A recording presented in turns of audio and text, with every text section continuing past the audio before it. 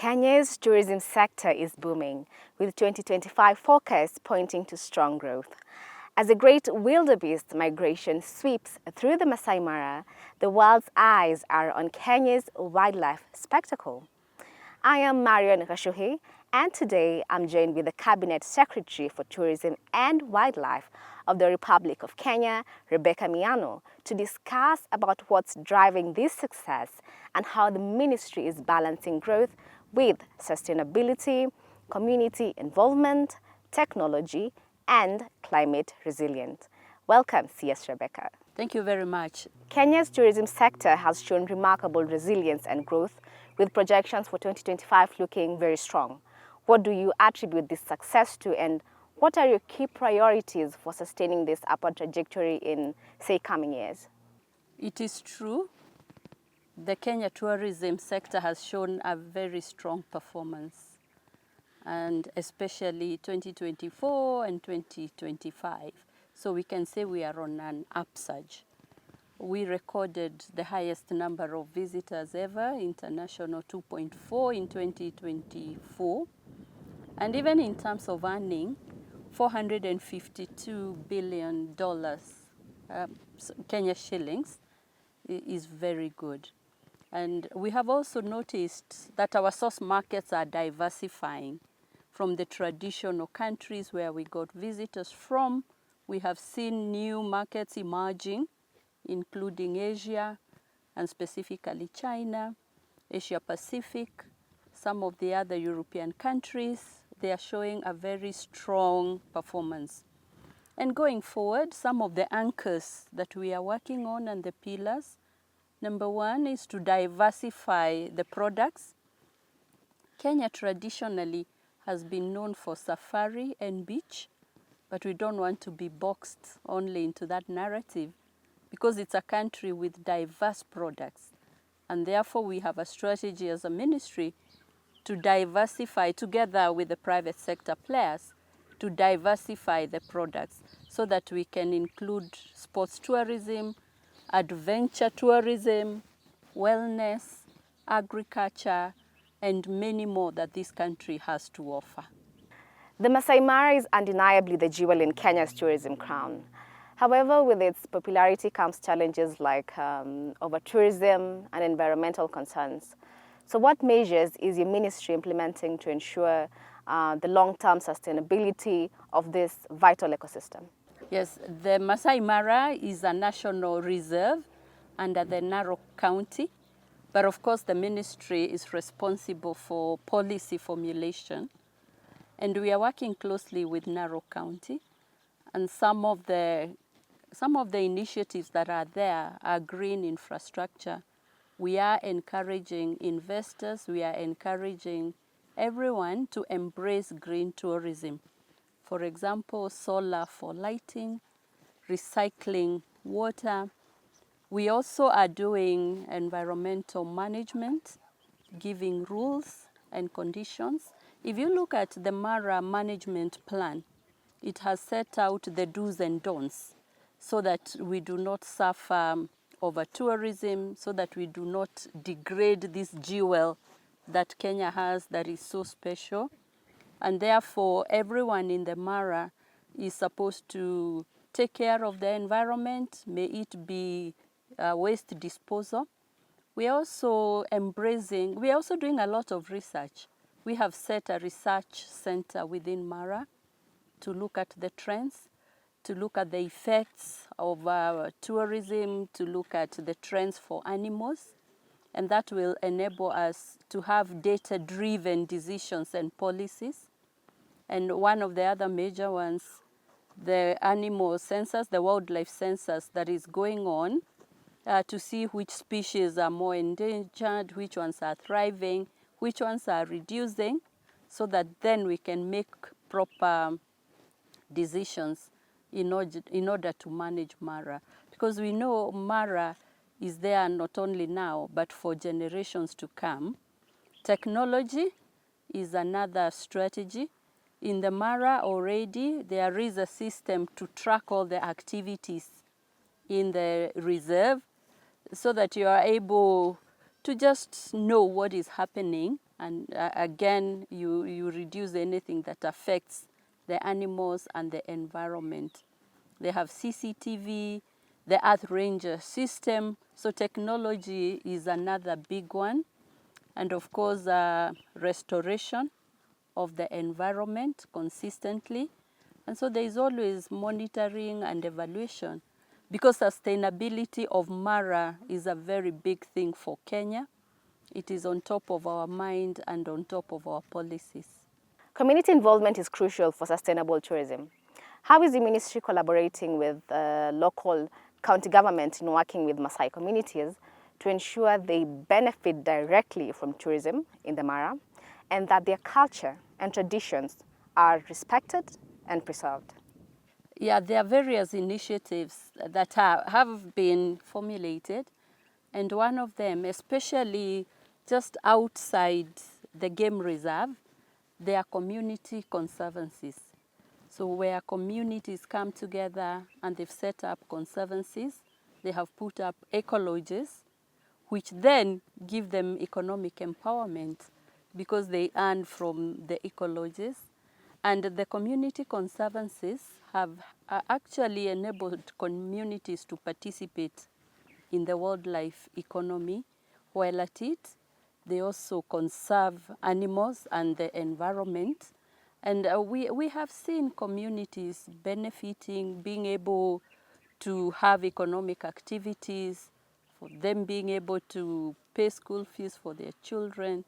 Employment is another big one. Around Mara, most of all those establishments, employment is derived from the local communities.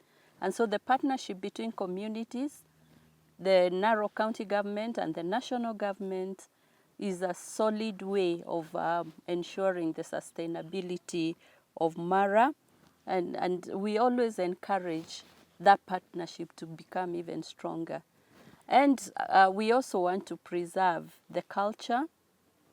And like I said, as we diversify the products we have for tourism, cultural tourism is becoming a big thing, and communities can also have activities to showcase their culture.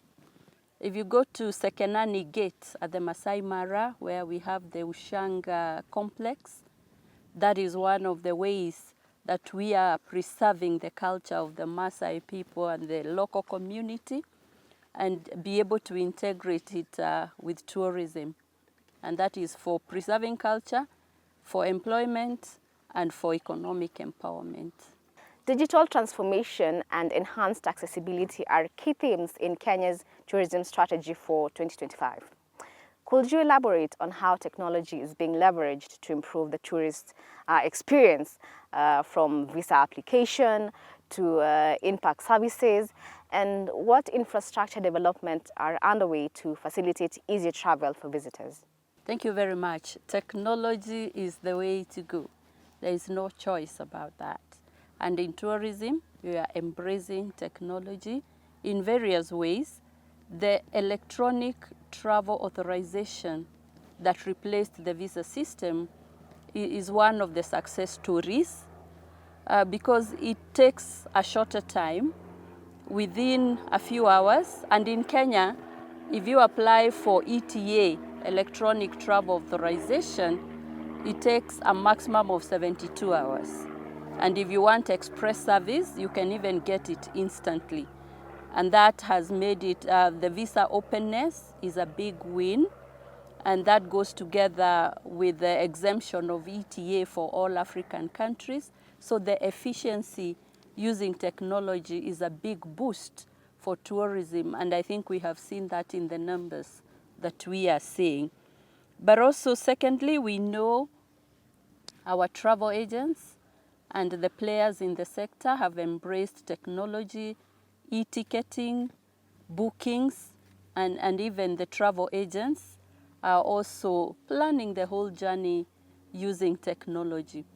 Marketing is another way of embracing technology, artificial intelligence. Going forward, we want to have even virtual tours through technology that we can share with the world.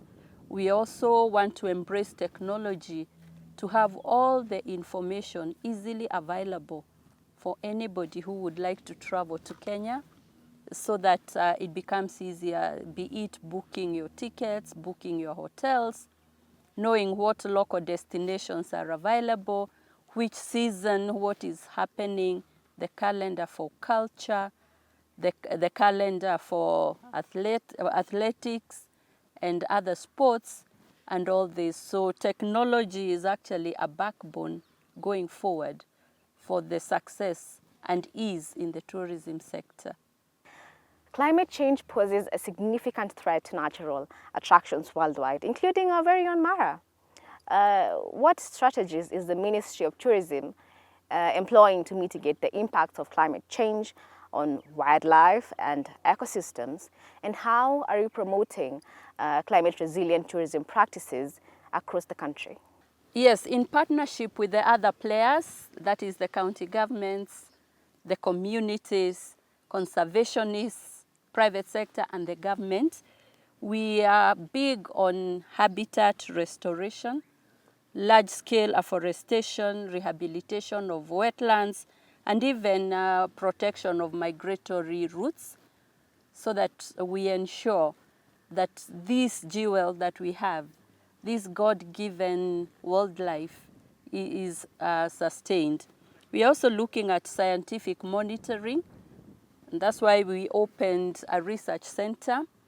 Using technology and research, we are monitoring the ecosystem to see where restoration is needed, to see what needs to be done, and all that. We are also promoting green tourism, even in terms of renewable energy. Some of the lodges and facilities that are in Masai Mara and other conservation areas and other national parks are using renewable energy, especially using solar.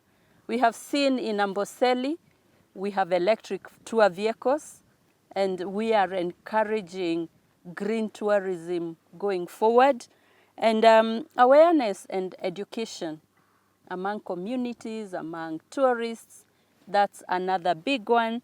And from the ministry is a policy, ensuring that the policies are robust and they are able to combat any climate change and mitigate the effects of climate change.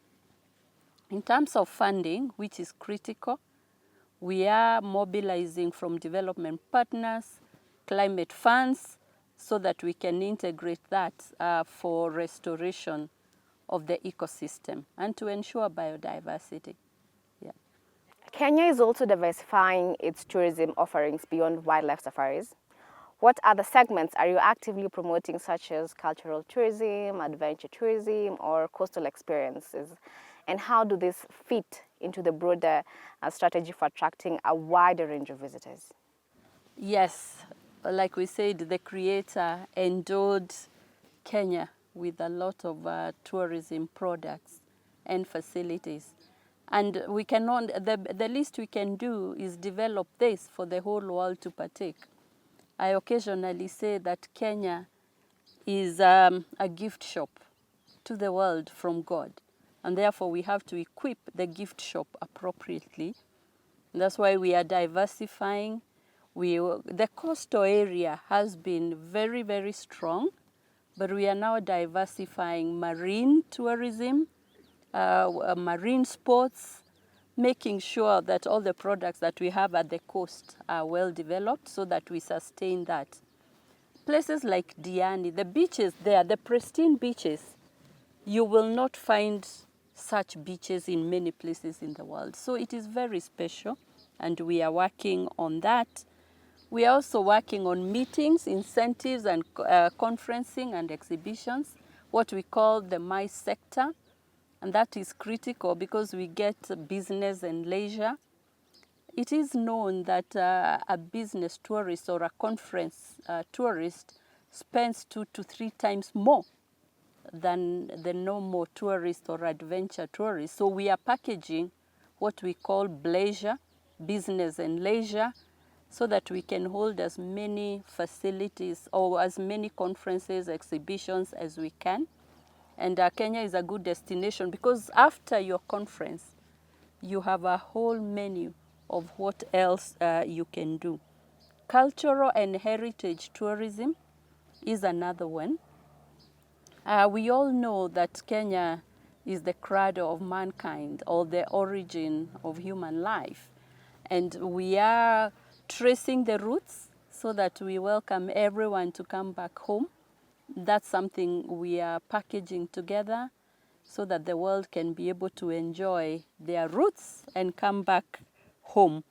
Adventure tourism and the whole of hiking, trails is gaining a lot of traction. Every weekend, we see a lot of adventure. And all these things that we are talking about is not only for international tourists, it is domestic tourism also in it. We have seen that grow very well. Last year, we recorded more than 5.5 bed nights of Kenyans just going around their country to see all these offerings. But again, we are also working with the counties to ensure that each county has a product where Kenyans can go there, even as we promote domestic tourism. Looking ahead, what is your vision for Kenyan tourism sector by, say, 2030? And what kind of legacy do you hope to leave as the tourism minister? Thank you. The vision that we have for the tourism sector, and you know, tourism sector is one of the pillars for the economy of this country. So by 2030, we are looking at about R1 trillion in earning, looking at more than over 5 million annually of visitors coming in. We are looking at putting in our young people as an integral part of tourism. Already, over 80% of all the workforce in the tourism sector comprises of the youth. And therefore, let it not be just a channel for employment, but one that gives them businesses. We want them to be good entrepreneurs in the tourism sector, to support us with their tech. And so we want to see, one of the vision is this, to be embracive a lot of the young people, give them employment, entrepreneur opportunities, strengthen economic empowerment. And of course, we want to see the whole world come back here to Kenya. I would like to grow the tourism sector in such a way that I position Kenya as the world's emotional and natural reset, so that everyone can come back home and reconnect with their soul. So I want to make Kenya to be a feeling and a must-visit destination for the whole world. Well, that was my conversation with the Cabinet Secretary for Tourism and Wildlife of the Republic of Kenya, Rebecca Miano. The Masai Mara hosts the annual wildebeest migration, and Kenya expands its tourism offerings. The Ministry of Tourism and Wildlife continues to focus on sustainability, innovation, and inclusivity. The strategies outlined aim to strengthen the sector's resilience and position Kenya as a competitive and responsible global destination by 2030. Well, that brings us to the end. I've been your host, Marion Gachuhi, and thank you for watching.